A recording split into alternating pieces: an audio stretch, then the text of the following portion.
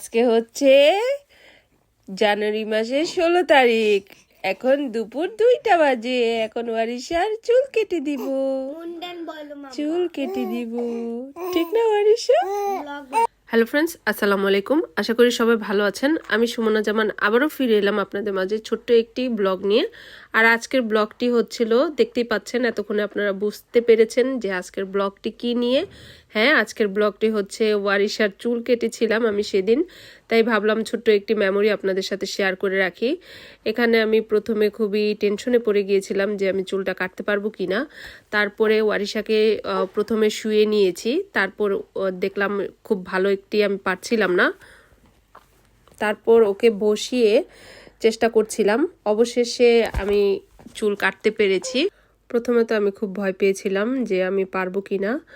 তারপর আস্তে আস্তে চেষ্টা করে যখন চুল কাটা শুরু করলাম, পরে দেখলাম যে না, পেরেছি।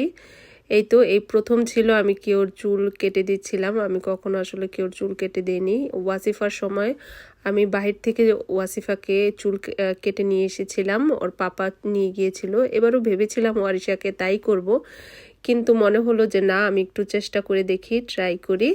অবশেষে তো আমি পেরেছি। আর ওয়াসিফা আমাকে এই কাজে কিছুটা হেল্প করেছে। দেখতেই পাচ্ছেন সে এখানে খুব এক্সাইটেড হয়ে আছে যে বোনের চুল ফেলে দিচ্ছি।